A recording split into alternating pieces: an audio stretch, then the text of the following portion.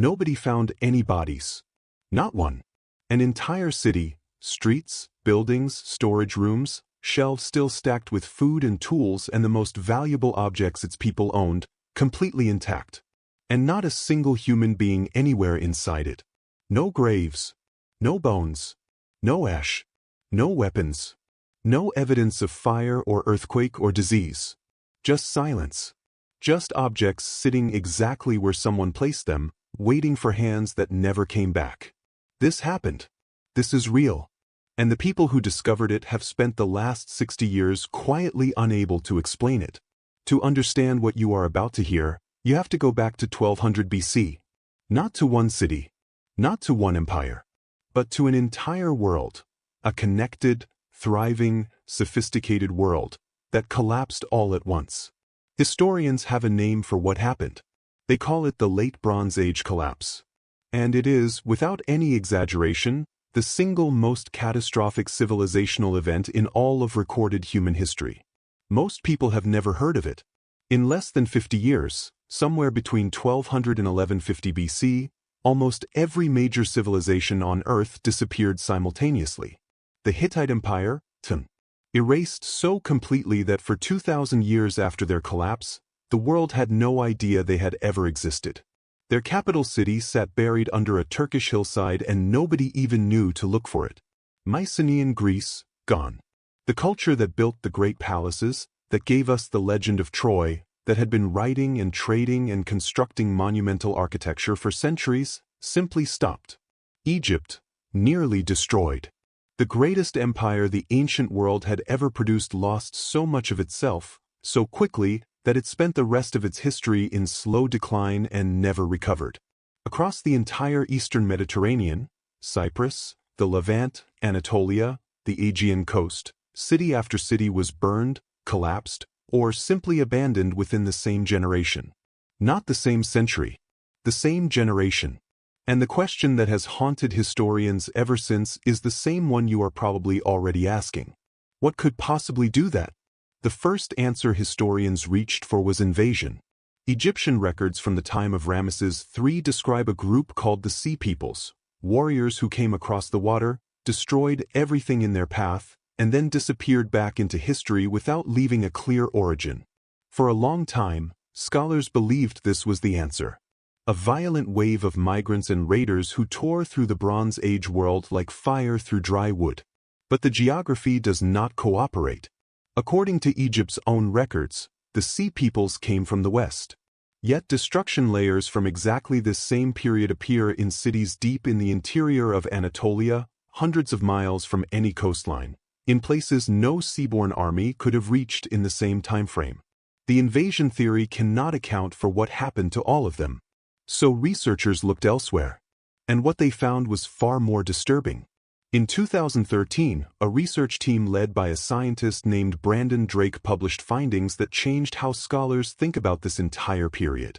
By examining ancient pollen samples preserved in lake sediments, ocean floor cores drilled from the eastern Mediterranean, and tree ring data spanning several centuries, they reconstructed the climate of the ancient world in unprecedented detail. What they found beginning right around 1200 BC was unlike anything in the previous 2,000 years of climate data. A drought. Not a single dry season. Not a regional shortage that lasted a decade.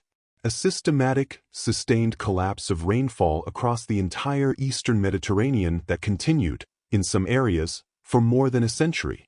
When you hear that, sit with it for a moment. No rain means no grain. No grain means armies that cannot be fed and cities that cannot be maintained. No surplus means trade networks that stop functioning. No trade means the entire interconnected system, the Bronze Age equivalent of the global economy, simply seizes and stops. Civilizations do not fall because soldiers lose battles. They fall because the infrastructure that keeps everything running quietly fails. The Bronze Age infrastructure failed everywhere at once. But even a century of drought does not explain the city they found frozen in time. The site is called Tell Tayinat. It sits in what is now southern Turkey near the Syrian border, and it was excavated over several decades by a team from the University of Toronto. What made this place different from every other ruin of this period was not what had been destroyed.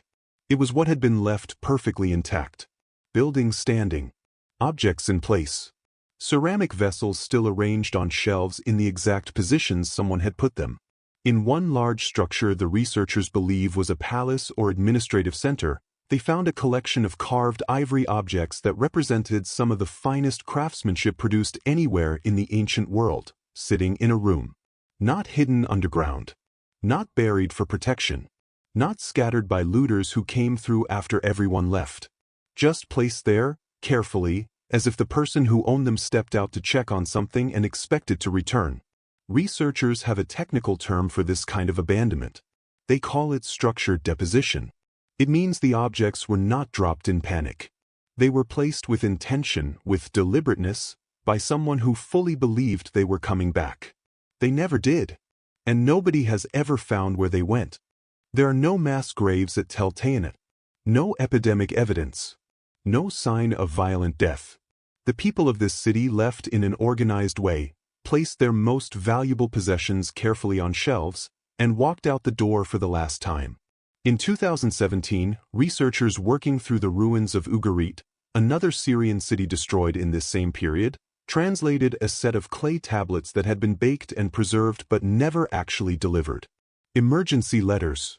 In one of them, the king of Ugarit writes to a neighboring ruler describing enemy ships spotted offshore, his army already deployed elsewhere and unable to return in time, and food supplies running out. In the very last lines of that letter, before it was sealed and never sent, he describes something visible in the sky. Scholars have debated the exact translation for years, but the most widely accepted reading describes fire from heaven, visible across several consecutive nights. Ugarit was destroyed within weeks of that letter being written, and in the Jordan Valley, working completely independently of any historical record, geologists found something in the soil from roughly this same period: vitrified sand, microscopic melted rock spherules, chemical signatures consistent with temperatures far beyond what any human fire produces. These are identical to the markers found at the Tunguska site in Siberia, where in 1908 a cosmic object exploded in the atmosphere and flattened 2,000 square kilometers of forest without leaving a crater. The geological dating is imprecise. The connection is not confirmed. But the evidence is real, and it is sitting there. Here is what the record does confirm. In 50 years, a world that had existed for centuries, with its trade routes, its written languages, its professional armies, its monumental cities, ended. Literacy in Greece vanished for 400 years. Not declined. Vanished. When civilization finally rebuilt itself and writing reappeared in Greece, the people doing the writing had no memory of what had come before.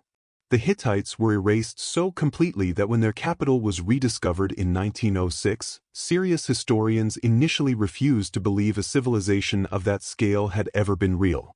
The ivory carvings from Tell Tayinat are in a museum in Antakya, Turkey right now.